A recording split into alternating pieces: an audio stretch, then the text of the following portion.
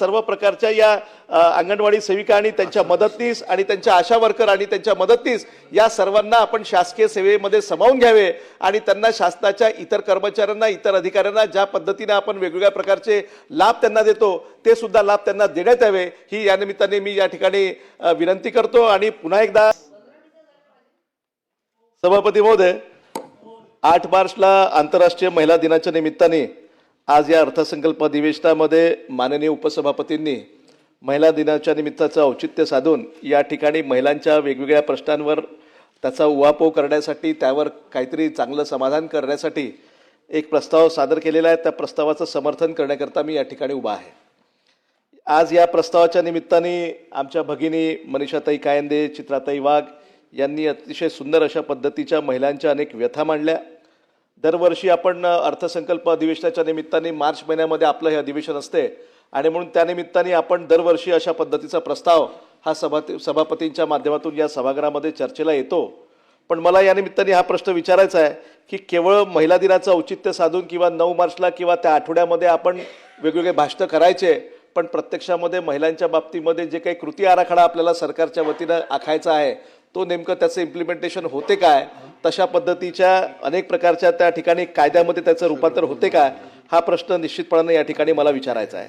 महिलांची सध्याची जी काही आपली लॉ अँड ऑर्डरची सिच्युएशन आहे किंवा बेपत्ता महिलांच्या बाबतीमध्ये अनेक वेळा आपल्या सभागृहामध्ये चर्चा होते। अंतिम आठवडा प्रस्तावाच्या माध्यमातून सुद्धा अनेक वेळा आपण तशा पद्धतीचे आकडे या सभागृहासमोर मांडतो आणि तो सुद्धा खऱ्या अर्थाने एक चिंतेचा विषय आहे। काल परवा सुद्धा त्यावर चर्चा झाली आणि हजारो महिला बेपत्ता आपल्या राज्यामध्ये झालेल्या आहे अशा पद्धतीचं उत्तर आपल्याला सरकारच्या वतीनं मिळालं आणि म्हणून या सर्व बाबतीमध्ये येणाऱ्या काळामध्ये एक चांगला कृती आराखडा त्या ठिकाणी ठेवण्याची गरज आहे। याच्यासोबत सभापती महोदय, मला एक अत्यंत महत्त्वाचा विषय या ठिकाणी उपस्थित करायचा आहे की आपल्या राज्यामध्ये वेगवेगळ्या विभागाच्या माध्यमातून जे काही कर्मचारी आहेत, जे काही अधिकारी आहेत, त्या सर्वांच्या तुलनेमध्ये आणि जे काही सर्व विभागाच्या माध्यमातून जे काही कंत्राटी कर्मचारी आपल्या राज्यामध्ये आहेत, या सर्व कंत्राटी कर्मचाऱ्यांच्या तुलनेमध्ये किंवा जे शासकीय सेवेमध्ये असणारे अधिकारी आणि कर्मचारी आहे या सर्वांच्या तुलनेमध्ये जर उपेक्षित कोणता घटक असेल तर तो म्हणजे अंगणवाडी सेविका आणि आपल्या आशा वर्कर। आपल्या देशातल्या भारत सरकारच्या इंटिग्रेटेड चाइल्ड डेव्हलपमेंट स्कीम, ज्याला आपण एकात्मिक बाल विकास सेवा योजना म्हणतो, या ICDSच्या माध्यमातून आपण जे काही आशा वर्करचं जे काही काम ठरवलेलं आहे, जे काही आपलं अंगणवाडी सेविकांचं काम ठरलेलं आहे आणि तसंच आपल्या महिला व बाल कल्याणच्या विभागाच्या माध्यमातून या ज्या काही योजना आपण राबवतो या योजनांमध्ये मोठ्या प्रमाणामध्ये आपल्या अंगणवाडी सेविकांचा मोठा रोल आहे आणि त्या घरोघरी जाऊन आपल्या गावामध्ये त्या जे काही सरकारनं दिलेले काम आहे ते पूर्ण करण्याचं काम ते सातत्याने करतात। आता या ठिकाणी आपल्या राज्यातल्या अंगणवाडी सेविकांची जर स्थिती बघितली तर एकूण राज्यामध्ये आपल्या जवळजवळ 1,10,000 ते 1,12,000 अंगणवाडी केंद्र कार्यरत आहे, ज्याच्यापैकी जवळपास ग्रामीण भागामध्ये 85,000 पेक्षा अधिक अंगणवाडी केंद्र आहेत आणि शहरी भागामध्ये जवळपास 25,000 आहेत। या संपूर्ण ज्या अंगणवाडी योजनेच्या अंतर्गत त्या अंगणवाडी सेविकांना ज्या पद्धतीचं काम करावं लागते, किती लोकांना ते कव्हर करतात याचा जर आपण त्या अंदाज घेतला, त्याची संख्या लक्षात घेतली तर जवळजवळ नवीन जन्माला बालक ते 6 वर्षाचे असलेले बालक याच्यामध्ये 75 ते 80 लाख बालकांना अनेक प्रकारच्या त्यांच्या आरोग्याच्या संदर्भामध्ये सुविधा प्रदान करण्याचं काम यांच्यामार्फत केलं जातं आणि तसंच गर्भवती महिलांच्या बाबतीमध्ये जवळजवळ 8 ते 10 लाखाचा आकडा आपल्या राज्यामध्ये मोठ्या प्रमाणामध्ये आहे। स्तनदामाता या सुद्धा 7 ते 8 लाख आहे आणि जवळजवळ एकूण लाभार्थी जर आपण पाहिले तर 90 लाखापेक्षा जास्त अधिक अशा पद्धतीची संख्या त्या सर्व लाभार्थ्यांची आहे। म्हणजे एवढ्या मोठ्या प्रमाणामध्ये आपल्या आशा वर्कर आणि अंगणवाडी सेविकांच्या माध्यमातून त्या घराघरापर्यंत पोहोचवून तशा पद्धतीचे कामं हे त्यांच्या माध्यमातून होतात। आपल्या राज्यातल्या प्रत्येक ठिकाणी ज्या काही मान्यताप्राप्त आपल्या सार्वजनिक आरोग्य कार्यकर्ता आहेत त्याच्यामध्ये माता बालरोग लसीकरणचा कार्यक्रम आपण हातामध्ये घेतो, कुटुंब नियोजनाचं योजना आहे, साथीचे रोगाची जनजागृती आहे, गरोदर महिलांची त्या ठिकाणी तपासणी आहे, बाळंतपण लसीकरण आहे, आरोग्य केंद्रामध्ये त्यांना नेणे, त्यांच्यावर प्राथमिक औषधोपचार करणे, ग्राम आरोग्य आराखडा तयार करणे आणि गावांमध्ये जन्म मृत्यूची नोंद ठेवणे, अशा पद्धतीचे सर्व कामं शासनाच्या वतीनं आपल्या अंगणवाडी सेविका आणि आपल्या आशा वर्कर सातत्याने करतात।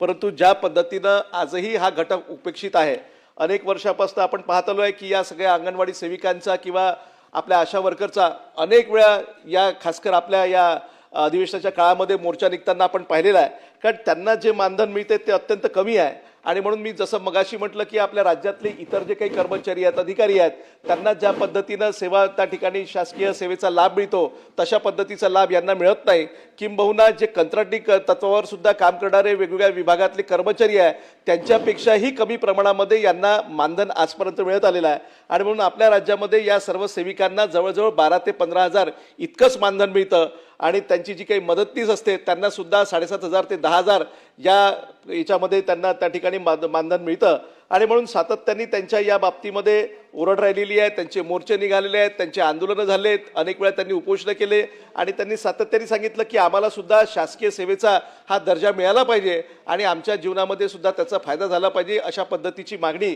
ही सातत्याने त्यांची आहे। परंतु अजूनपर्यंत आपण अशा पद्धतीचा निर्णय घेतला नाही। खरं म्हणजे प्रायव्हेट सेक्टरमध्ये काम करणाऱ्या जे काही कारखाने आहेत, जे काही फॅक्टरी आहेत, जे काही शाळा कॉलेजेस आहेत, आपल्या सेल्फ फायनान्स तत्वावर सुद्धा चालणारे कॉलेजेस आहेत, या कुठल्याही ठिकाणी 20 पेक्षा अधिक कर्मचारी ज्या ठिकाणी असेल त्यांना EPFचा कायदा आपण लागू करतो। त्यांना त्या ठिकाणी जे एम्प्लॉयरचं कॉन्ट्रीब्युशन आहे ते सुद्धा द्यावं लागते आणि तशा पद्धतीनं त्यांना काही ना काही प्रमाणामध्ये जेव्हा ती ते नोकरी सोडतात तेव्हा त्याचा फायदा त्यांना होतो। पण सरकार जेव्हा अशा पद्धतीचा निर्णय हे प्रायव्हेट सेक्टरवर लागू करते स्वतःवर मात्र तशा पद्धतीचे निर्बंध सरकार लावत नाही आणि म्हणून आपल्या राज्यामध्ये लाखोंच्या संख्येने हे आशा वर्कर आणि या अंगणवाडी सेविका असताना आणि सातत्याने त्या गावागावामध्ये घरोघरी फिरून सर्व प्रकारच्या सार्वजनिक आरोग्याच्या सुविधा उपलब्ध करत असताना सुद्धा त्या मात्र आपल्या अंगणवाडी सेविका आणि आशा वर्कर उपेक्षित आहे आणि त्यांचे खरं म्हणजे ते EPFचे पैसे जे शासनाच्या वतीनं कपायला पाहिजे दरवर्षी दर महिन्यामध्ये त्यांची त्या मानधनाच्या सोबत जी कपात व्हायला पाहिजे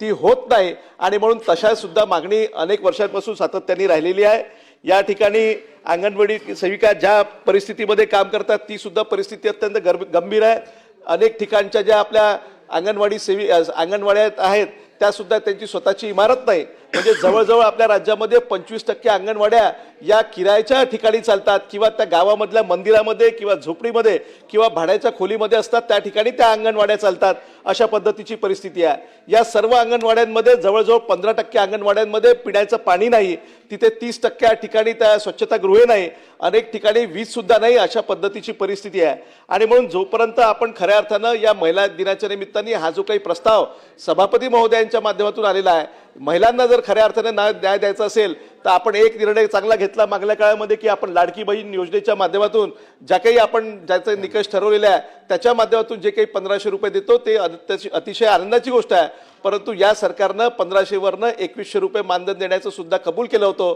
तर त्या आश्वासनाचा सरकारला विसर पडता कामा नये आणि येणाऱ्या काळामध्ये 2100 रुपये आपण केले पाहिजे ही तर मागणी आहेच पण तो एक तात्पुरती ती सोय आहे। पण त्याच्या पलीकडे आपल्या राज्यातल्या खासकर या अंगणवाडी सेविका आणि या आशा वर्कर यांना जर खऱ्या अर्थाने न्याय द्यायचा असेल महिलांना न्याय द्यायचा असेल तर हे जे काही प्रश्न आज या ठिकाणी या सभागृहामध्ये या प्रस्तावाच्या निमित्ताने उपस्थित करण्यात आलेले आहे त्याच्यावर सरकारनं लक्ष दिलं पाहिजे आणि या सर्व अंगणवाडी सेविका आणि सगळ्या आशा वर्कर यांना जोपर्यंत आपण सरकारी सेवेचा आपण त्यांना दर्जा देणार नाही त्यांना तशा पद्धतीचे लाभ देणार नाही तोपर्यंत खऱ्या अर्थानं त्या महिला दिनाचं खऱ्या अर्थानं त्याचा गौरव होणार नाही आणि म्हणून माझी या प्रस्तावाच्या माध्यमातून विनंती आहे की आपल्या राज्यातल्या सर्व प्रकारच्या या अंगणवाडी सेविका आणि त्यांच्या मदतनीस आणि त्यांच्या आशा वर्कर आणि त्यांच्या मदतनीस या सर्वांना आपण शासकीय सेवेमध्ये सामावून घ्यावे आणि त्यांना शासनाच्या इतर कर्मचाऱ्यांना इतर अधिकाऱ्यांना ज्या पद्धतीने आपण वेगवेगळ्या प्रकारचे लाभ त्यांना देतो ते सुद्धा लाभ त्यांना देण्यात यावे ही या निमित्ताने मी या ठिकाणी